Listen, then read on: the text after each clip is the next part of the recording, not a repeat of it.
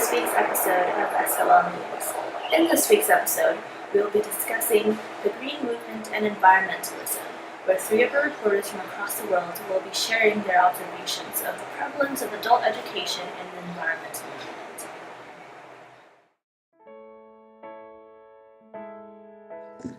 For me, being green means being environmentally aware about your community and sustaining the resources for the future. Being green is more than just recycling your trash. It's about finding new ways to be energy efficient and reduce your carbon footprint. The environmental movement is a great example of a deconstruction of the structural and psychosocial barriers to vertical integration in learning, as it's been channeled through different methods of learning and integrated into our daily lives. This movement has progressed to the point where being green is second nature. You don't have to make a grand gesture to make a difference with this movement. There are virtually no barriers to be a part of this movement and to learn more about how to impact your community and make a change. Personally, green means to be sustainable, to be aware and responsible of your personal impact that you have on the environment, as well as to recycle. It is a global and individual initiative to be environmentally conservative. Having grown up in Vancouver, green has always been such a prominent topic, emphasized in so many areas within my life, whether it be at work, at home, or at school. Having come to Calgary and working in the oil and gas industry, I have noticed less of an influence around the green movement, but it is still prevalent around the city. When I say this, that means that there are less grocery stores pushing organic foods, such as Whole Foods back at home. There are fewer bike lanes, as well as fewer green buildings, such as the ones in Vancouver. People do still walk and bike to work. Recycling is also still emphasized, as well as purchasing environmentally friendly goods. I think Canada as a nation is very aware of their environmental footprint and consciously making an effort to reduce waste. Being green to me is making a conscious and consistent effort to educate not only oneself of environmental issues, but to engage in conversation and promote any kind of learning, be it formal, informal, or non-formal, about such issues within your community, and to act upon this knowledge to refrain from further environmental damage. Singapore is a country with many restrictions placed on its people. You can find individuals being fined heavily for behaviors such as chewing gum or littering. Thus, people have been somewhat conditioned to follow such laws to avoid fines, rather than embrace the reasons behind these laws. To truly consider somewhere a green country, I believe the people should show voluntary initiative to protect the environment rather than be forced to by heavy fines issued by the government.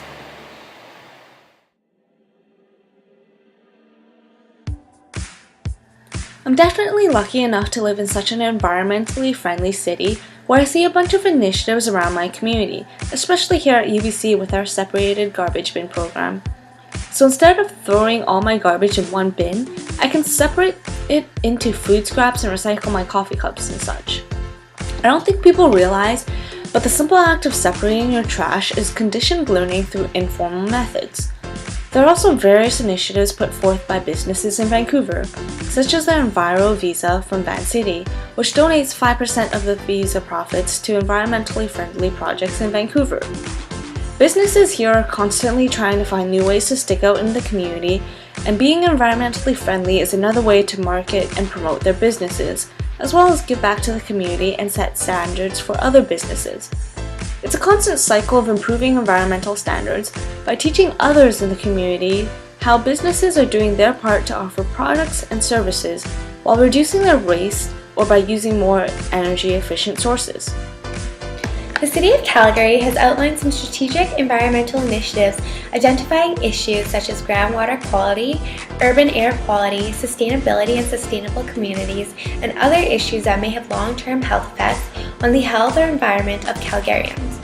Other orders of government that they work with include Clean Air Strategic Alliance, the Alberta Urban Municipalities Association, the Federation of Canadian Municipalities, as well as private sector partnerships and liaisons with educational institutions. Other initiatives around the city include the Dump the Junk campaign, where an organization can sell or give away junk mail stickers to employees, having all proceeds go directly to supporting environmental work in Calgary. Additionally, courses can also be offered, such as Ecologic 101. It is a course that organizations provide employees to become more informed on waste reduction, waste conservation, green driving habits, and green cleaning.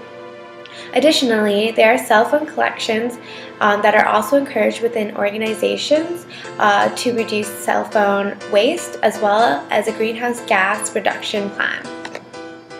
In the surrounding community, there are definitely traces of environmentalism. There are recycling bins available around public apartments, private residences, and prominently around office buildings. Though it does not appear that the local community centers actively promote environmentalism, the resources are available. Singapore's environmentalism has historically been prevalent on a government level rather than a personal level, and that restrictions are placed upon companies and initiatives are conducted on a large national scale rather than that of small communities. However, education is slowly coming to a more individual level as primary schools launch a teaching kit to aid instructors to educate children on the importance of cleanliness, as well as hosting eco-school conferences. Though this kind of formal education is designed for children, adults will inadvertently learn from these programs as well, and hopefully make a conscious effort to continue this education.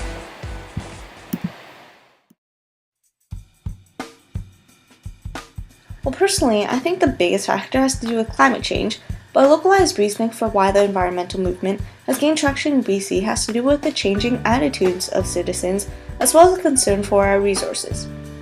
Here in BC, we have a lot of natural resources that we want to sustain for the future. For instance, we have the vast forest Greenland, which supports the lumber industry and acts as home to plenty of wildlife animals, as well as the wild salmon industry. These are two examples of resources that have been affected with the overexploitation and pollution of the environment today.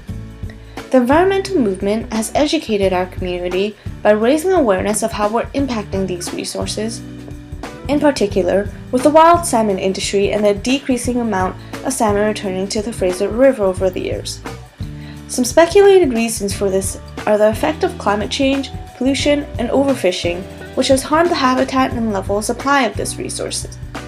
So what this movement has done is raise awareness and teach those in this industry about these issues and how they need to find ways to change and reduce their impact to these natural resources. So I feel like the environmental movement has gained traction in recent years due to the effects of global warming, but that in itself is a hot topic worldwide. I think specifically in Alberta, there are three main focuses: the Alberta's oil sands, the climate change, and the state of the environment. So Canada is the third largest proven crude oil reserve in the world, after Saudi Arabia and Venezuela, with 1 out of 16 jobs directly relating to the energy industry. With climate change being such a global topic, it affects everything from natural disaster frequency to feeding the population. Aside from being one of the largest provincial emitters of greenhouse gases in Canada due to its role as a global energy supplier, Alberta has implemented a climate change strategy. There is an industrial commercial emissions reduction action plan that includes facilities emitting more than 100,000 tons of greenhouse gases. They must reduce their emissions by 12% or pay a fee of $15 per ton. That is over target.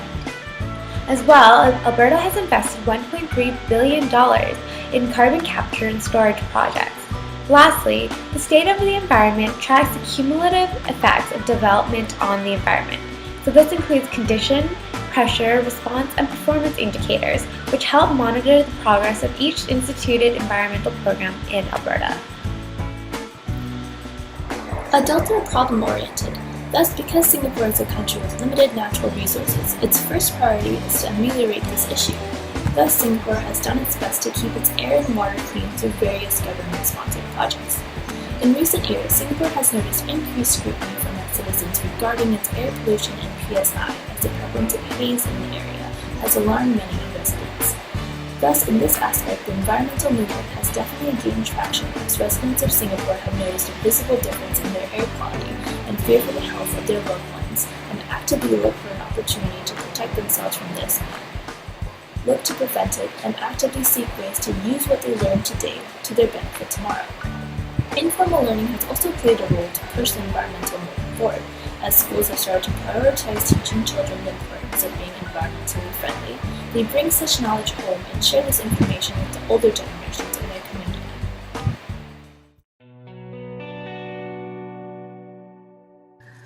So here in BC, our government is actually the first to introduce legislation to reduce greenhouse gas emissions by the year 2020. So not only is it a goal, but it's actually a legal obligation put forth by the Vancouver and BC government. It feels as if our provincial and municipal government is constantly finding new ways to pioneer the environmental movement with a progressive approach to create a better society. For one, the problem solving by creating new initiatives, such as experimenting with this new program called the Green Bin program. The Vancouver government has actually done a great job with introducing non-formal and informal methods of learning with this Green Bin system. So this long-term program will eventually become like second nature to the citizens of Vancouver as a method of informal learning, and it will be passed on from generation to generation as an everyday activity. I've seen the Vancouver government offer workshops through local community centers to promote and explain the effects of this Green Bin system through non-formal learning. So basically, these workshops, they're explaining the importance and the effects of separating your trash properly. Rather than lump everything into one bin, Vancouverites are separating their food scraps into green bins to be recycled elsewhere and turned into quality products such as top-grade soil. By doing so, we're estimating to reduce the amount of garbage sent to landfills by 40% with this separated trash program. There are many rules and regulations that are being administered to ensure that the environmental movement is being fully supported by the Albertan government. The Alberta Environment and Sustainable Resource Development is a provincial ministry of the Executive Council of Alberta, and it has several agencies reporting to it, including the Alberta Recycling Management Authority, the Environmental Protection and Enhancement Fund, and the Natural Resources Conservation Board. As of March 2014, it is the single regulator for energy development in Alberta, enforcing environmental laws and water permits for energy developments. Additionally, the Albertan government has been tackling climate change and air quality, as well as highway cleanup campaigns. In regards to the prevalent energy industry in Alberta, Canada has one of the most regulated industries in the world. The Alberta Energy Regulator regulates the development of Alberta's energy resources that include natural gas, oil sands, coal, and pipelines. Additionally, large projects may require an environmental impact assessment under the Alberta Environment Protection and Enhancement Act. Other regulations include conservation and reclamation, emissions trading, pesticide sales, potable water, and release reporting. There have been many legislations passed in an attempt to conserve the environment. A prime example of this is the Environmental Protection and Management Act, which is an overarching act containing many clauses regulating energy conservation and the emission of chemicals. The government has also proposed a blueprint to map out future decisions to expand on environmentalism, including investing $1 billion in sustainable development programs, enhancing environmental education, and remodeling buildings to make them more energy efficient. Several ministries have also been established to support environmental sustainability, including the National Environment Agency and the Ministry of the Environment and Water Resources. These groups work with people from the voluntary movement of environmental conservation to educate and promote environmental issues to the public via non-formal methods. Singapore approaches adult environmental education in humanist orientation, and that much of the education is centered on what participants already know and have teachers build upon and cohere that information.